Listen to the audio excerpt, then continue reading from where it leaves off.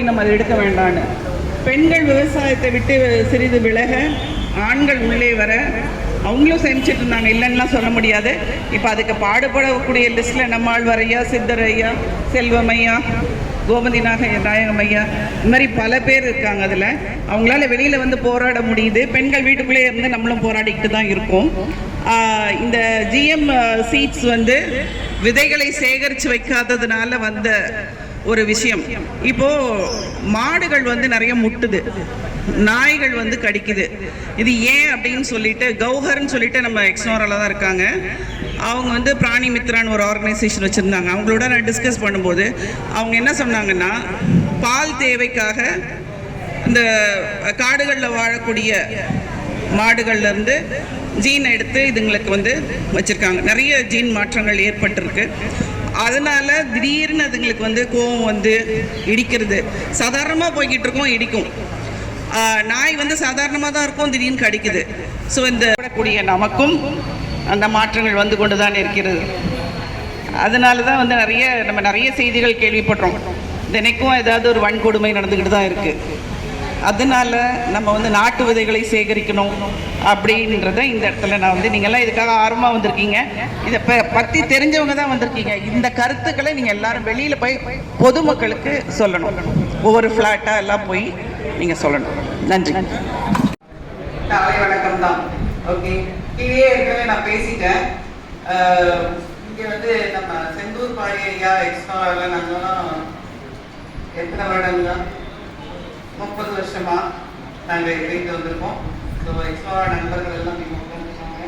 Madam Rehana அவங்க வந்து இந்த கோவிட் டைமில் நாங்கள் அந்த மாடித்தோட்டம் பற்றி எல்லாம் பேசியிருக்கோம். அண்ட் நம்ம செல்வம் ஐயா அவர்கள், அவங்களை பற்றி நான் சொல்லி ஆகணும். எனக்கு வந்து இயற்கை விவசாயத்துக்கு குரு வந்து சித்தர் ஐயா. அவங்கெல்லாம் வந்து பைனியர்ஸ்.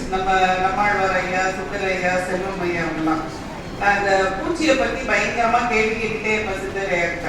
இந்த பூச்சிகளுக்குனே ஒருத்தர் இருக்காருமா, அவருக்கு கால் பண்ணி கேளுங்க அப்படின்னு சொன்ன போது ஒரு ஐ திங்க் 2007 நான் சென்னையில் மேடவாக்கத்தில் ஒரு 4 ஏக்கரில் நெல் வைக்கிறேன். நெல்லில் பூச்சிகள் வந்துருச்சு. அப்போ நான் வந்து ஒரு சீடியை வாங்கி பார்த்துட்டு, அப்பெல்லாம் சீடியில் வாங்கி பார்த்துட்டு, நெல் ஆராய்ச்சி மையத்துலேருந்து இந்த புழுக்கள் வரும், மான்குட்டி புழு வந்ததுன்னா அந்த புழு வந்து எல்லா இலைகளையும் சாப்பிடணும். நான் வந்து டெய்லி காலையில் பசங்க ஸ்கூலுக்கு 7:30 மணிக்கு அனுப்பிச்சிட்டு குடுகுடுன்னு வயல் போடுவேன். போனால் அங்கே அந்த மான்குட்டிக்கு அந்த ஃபோட்டோலாம் என்ன இருந்துச்சோ அந்த மாதிரி லீஃபில் கழிச்சிருந்தது.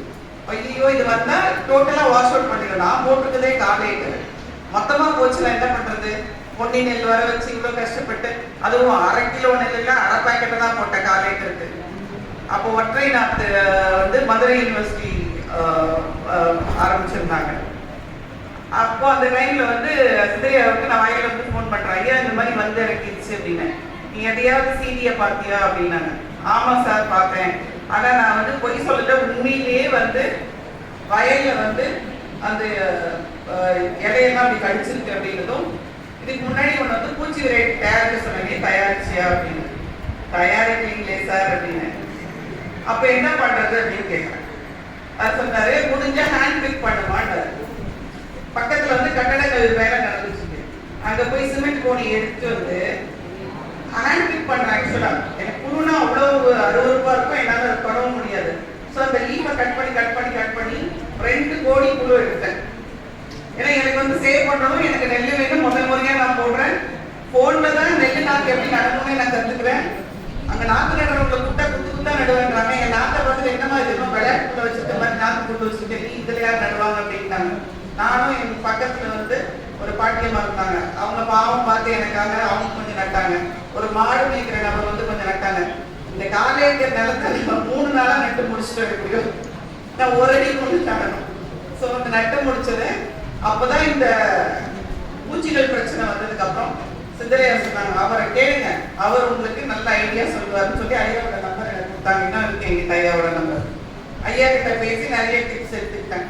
அதுக்கப்புறம் வந்து நம்ம எப்படி சமையல் ஆராய்ச்சிலாம் பண்றோமோ அதே மாதிரி விவசாயத்துல ஆராய்ச்சி பண்ணி நிறைய விஷயங்கள் நானும் கண்டுபிடிச்சு சென்னையில வந்து ஒரு சிறிய அளவில் ஒரு 1/2 ஏக்கர் தோட்டம் வாங்கி அங்க விவசாயம் பண்ணிட்டு இருக்கேன்.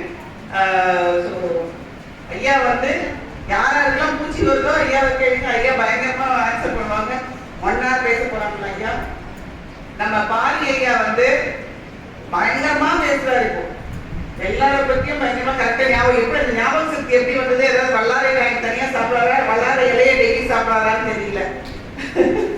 நம்ம ஜார்ஜ் அண்ணா இங்க உட்காந்துருக்காங்க.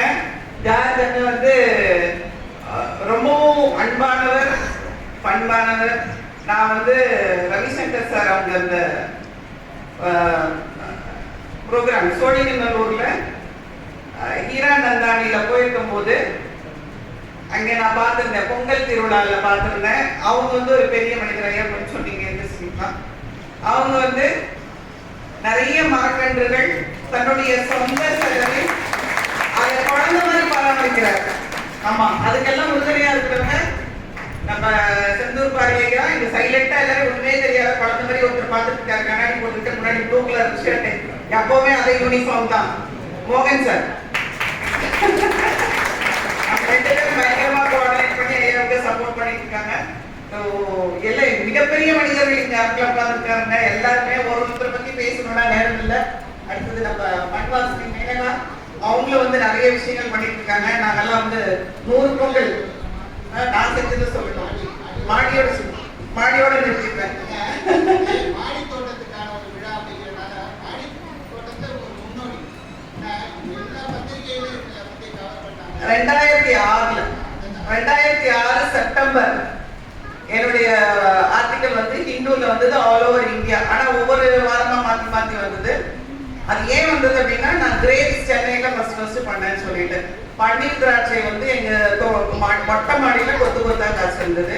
அது எல்லாத்தையும் விட எனக்கு ரொம்ப பிடிச்ச விஷயம், விவசாயத்துல என்ன மிகவும் ஈடுபடுத்திய விஷயம் என்னன்னா புடலங்காய்.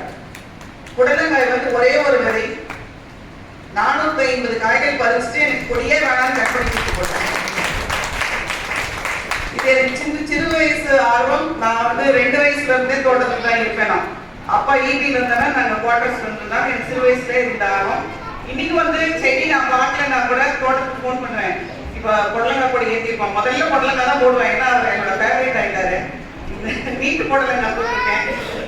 நான் சொன்னேன், அம்மா புடலங்காய் வளர்ந்துச்சா அப்படின்னு. லட்சுமி அக்கா வளர்ந்துச்சா? ஆனா இன்னும் பார்க்கல மேடம். என்ன பண்ண நீ உள்ள வந்து? நான் மாடு கட்டிட்டேன், தோட்டத்துல போயிட்டு வந்துட்டேன். தோட்டத்துல போகும்போது அதை பார்க்க மாட்டியா அப்படின்னு கேட்டேன்.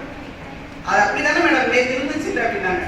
இல்ல மேல பந்தல பிடிச்சிருக்கும் பாரு அப்படின்னு. போயிட்டு ஆமா பந்தல பிடிச்சிருச்சு எப்படி?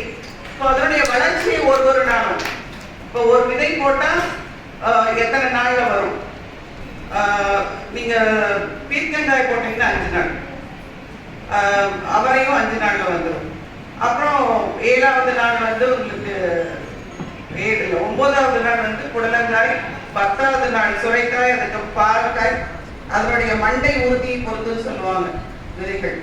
ஒரு கருவேப்பிலை விதை போட்டீங்கன்னா 30 நாள்.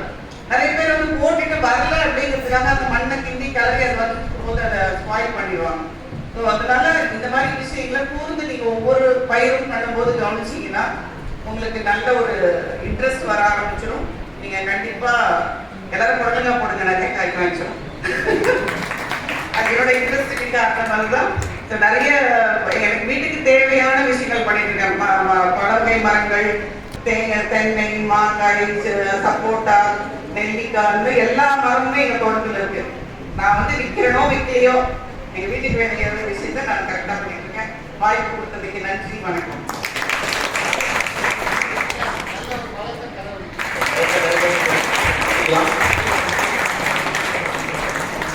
நம்ம ஏற்கனவே சொன்ன